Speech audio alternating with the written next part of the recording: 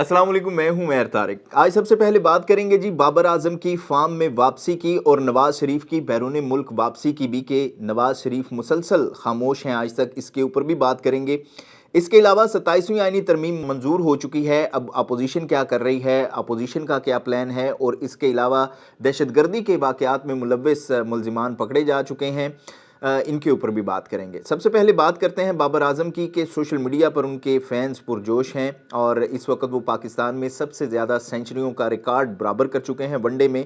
इससे पहले ये सईद अनवर के पास रिकॉर्ड था जिन्होंने 244 इनिंग्स में ये रिकॉर्ड बनाया था, और बाबर आजम ने 136वीं इनिंग्स में ये वनडे रिकॉर्ड अपने नाम कर लिया है।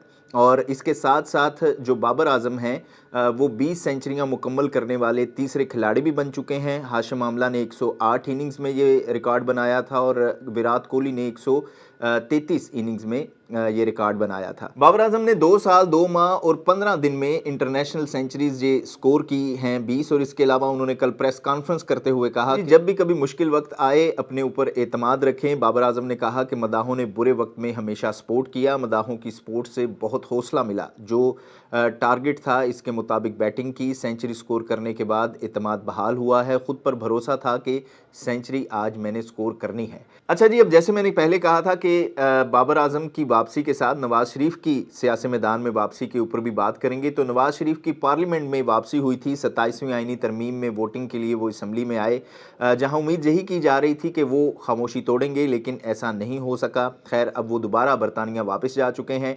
अच्छा, नवाज शरीफ की खामोशी मेरे लिए बहुत ही पुरस्रार है। बहुत सारे लोगों की ये राय थी कि वो इनके मुतल्लिक कहते थे कि ये सिस्टम के लिए इररेलेवेंट हो चुके हैं, लेकिन मुझे ये लगता है कि सिस्टम इनके लिए इररेलेवेंट हो चुका है, क्योंकि वो इस तरह के हाइब्रिड सिस्टम में अब मजीद मुल्क की सरबराही नहीं कर सकते थे। लेकिन इन हालात में भी वो बतौर MNA कहीं ना कहीं इस सिस्टम का हिस्सा ज़रूर हैं, और मुझे ये लगता है कि पाकिस्तान के बड़े सियासत के खिलाड़ी होने के नाते इन्हें अपनी इनिंग का एंड इस अंदाज में नहीं करना चाहिए था। अगर इन्हें इन हालात में ब्रेक चाहिए थी तो इन्हें मेंबर कौमी असम्बली भी नहीं बनना चाहिए था। अगर इसी तरह की इन्होंने खामोशी रखनी थी तो फिर मेरे ख्याल में सिर्फ पार्टी के अंबूर संभालते, और 27वीं आईनी तरमीम में वोट डालकर जाहिर है कि इन्होंने अपना हिस्सा भी इस अमल में ज़रूर डाला है। और अगर नवाज शरीफ के सियासी कैरियर की बात करें या किसी भी सियासतदान के, बड़े सियासतदान के सियासी कैरियर के ऊपर बात करें, तो सियासतदान भी एक स्पोर्ट्समैन की तरह होते हैं कि आपको अगर स्टार बनना है तो आप अच्छे स्टार्ट के साथ साथ कैरियर का एंड भी एक अच्छे अंदाज और पीक में करना चाहेंगे, जिसके लिए ज़रूरी था कि नवाज शरीफ मौजूदा सिस्टम का हिस्सा ना बनते और अपनी मसरूफियात पार्टी की हद तक ही महदूद रखते। लेकिन यहाँ हम जानते हैं कि पाकिस्तान की सियासत भी अलग है, क्योंकि यहाँ पार्टियाँ शख्सियात के नाम से चलती हैं। आप ज़रा देख लें कि अगर बिलावल पार्टी की सरबराही ना संभालते तो आज पीपल्स पार्टी का शायद वजूद ही नहीं होता, और अगर आसिफ जरदारी सियासत से लाताल्लुकी कर लेते, बिलावल को पार्टी की सरबराही मिल जाती, तो फिर भी पार्टी का जो आज वजूद है वो भी काफ़ी हद तक मुतासर हो सकता था। नवाज शरीफ साहब भी जो इस वक्त कर रहे हैं वो मरीम नवाज के कैरियर के लिए कर रहे हैं।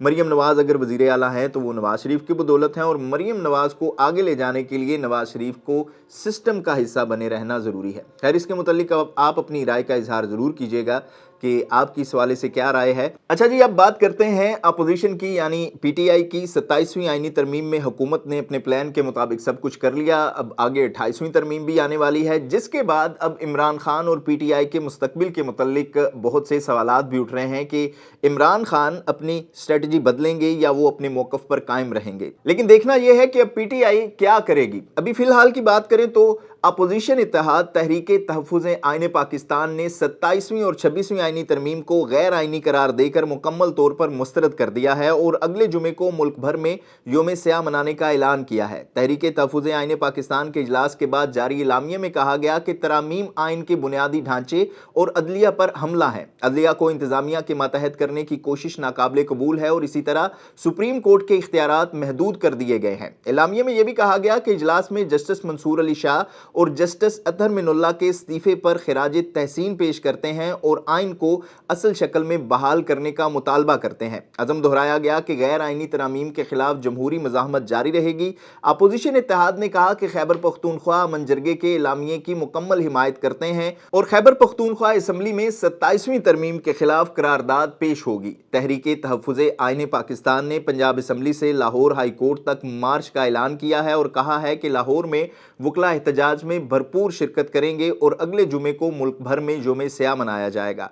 एलामिया के मुताबिक इमरान खान, बुशरा बीबी पीटीआई की क़यादत और बलोच यकजहती कमेटी की फौरी तौर पर रिहाई का मुतालबा करते हैं। इजलास में अरकान असम्बली को पीर को कौमी असम्बली में सुप्रीम कोर्ट तक वाक़ की भी हिदायत की गई है। तो ये सूरत हाल है जी इस वक्त मुल्क में सियासत की।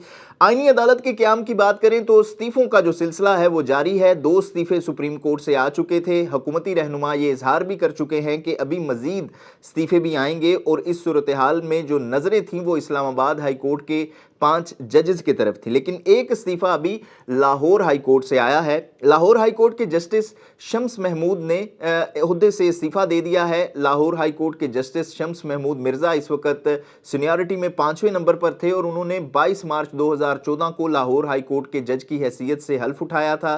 ज़रा ये कहते हैं कि जस्टिस शम्स महमूद मिर्ज़ा ने ज़ाती वजूहात की बुनियाद पर इस्तीफ़ा दिया है, जो उन्होंने सदर मुमलिकत को भी भिजवा दिया है। और justice Shams Mahmood Mirza Lahore high court के एडमिनिस्ट्रेशन कमेटी के रुकन भी थे। बाकी आईनी अदालत ने हम जानते हैं कि काम शुरू कर दिया है। वो साबिक डिस्ट्रिक्ट एंड सेशन जज मोहम्मद हफीज को रजिस्ट्रार आईनी अदालत लगा दिया है। इसके अलावा मजहर भट्टी को सेक्रेटरी टू चीफ जस्टिस वफाकी आईनी अदालत तैनात कर दिया गया है। अच्छा जी, तो ये सूरत हाल है आईनी अदालत की, उसने काम शुरू कर दिया है। बाकी इस्तीफों के आने का सिलसिला भी जारी है। अब बात कर लेते हैं मुल्क में अमन अमान की सूरत हाल की। वाना और इस्लामाबाद कचहरी में जो हमले हुए थे उनकी तहकीकात मुकम्मल हो चुकी है। पाकिस्तान में मौजूद इस्लामाबाद हमले के सहूलतकार जो हैं वो गिरफ़्तार हो चुके हैं और ये बात साबित हो चुकी है कि हमले के जो मास्टरमाइंड थे वो अफ़गानिस्तान से थे और दोनों हमलों में मारे जाने वाले दहशतगर्द भी अफ़गानी थे। वाना में कबायली अमायदीन से गुफ्तगू करते हुए वफाकी वज़ीर दाखिला का कहना था कि फ़ील्ड मार्शल आसिम मुनीर कह चुके हैं कि दहशतगर्दों से कोई बात नहीं होगी। उन्होंने ये भी कहा कि फ़ील्ड मार्शल कैडेट कॉलेज वाना को पहले से बेहतर बनवाना चाहते हैं। पाकिस्तान में सरहद पार से दहशतगर्दी हो रही है। इस्लामाबाद में धमाका हुआ, अफगानिस्तान से लोग आए। वाना में हमला हुआ तो अफगानिस्तान से लोग आए। हमारे मुकामी लोग धमाकों में मुलविस नहीं हैं। इस दौरान कबायली माहिदीन ने कहा कि दहशतगर्द इस्लामाबाद के मुखालिफ काम कर रहे हैं। हम किसी भी किस्म की दहशतगर्दी की हिमायत नहीं करते। कबायली माहिदीन का कहना था कि हम टीटीपी को भी नहीं मानते। पाक फौज दिन रात हमारी हिफाजत के लिए कुर्बानियां दे रही है। वाना के गैरतमंद लोग किसी भी दहशतगर्द का साथ नहीं देते। इसके साथ ही इंडिया में होने वाले एक बड़े वाक़े की अपडेट भी आपके सामने रखता चलूं कि दिल्ली में होने वाले कार धमाके के बाद आज Srinagar Nowgam police station compound में धमाके के नतीजे में 7 अफराद हलाक और 27 जख्मी हो चुके हैं। भारतीय मीडिया के मुताबिक धमाका जब्तशुदा अमोनियम नाइट्रेट फटने से हुआ और धमाके के बाद पुलिस स्टेशन में आग लग गई। रिपोर्ट में यह भी बताया गया है कि हलाक होने वालों में ज्यादातर पुलिस एहलकार और फ्रांसिक टीम के एहलकार शामिल हैं, जो पुलिस स्टेशन में रखे हुए धमाका खेज मवाद की जांच पड़ताल कर रहे थे। यह धमाका दिल्ली में एक मोहलिक कार हादसे के 4 दिन बाद हुआ, जिसमें उस वक्त कम से कम 8 अफराद हलाक हुए थे, जिन्हें भारत ने दहशतगर्दी का वाकया करार दिया था। तो ये है जी सूरत हाल इस वक्त मुल्क की, और प्रोग्राम के बारे में अपनी राय का इजहार ज़रूर किया करें और साथ ही हमारे इस पेज को लाइक और सब्सक्राइब भी ज़रूर कर लें। और आपकी जो हौसला अफजाई है, कमेंट्स हैं और सजेशंस हैं, ये हमारे लिए जो हमारे काम के लिए हैं उसमें बेहतरी ज़रूर लाते हैं। और अपनी राय का इजहार ज़रूर किया करें। देखते रहिएगा न्यूज़ अलर्ट।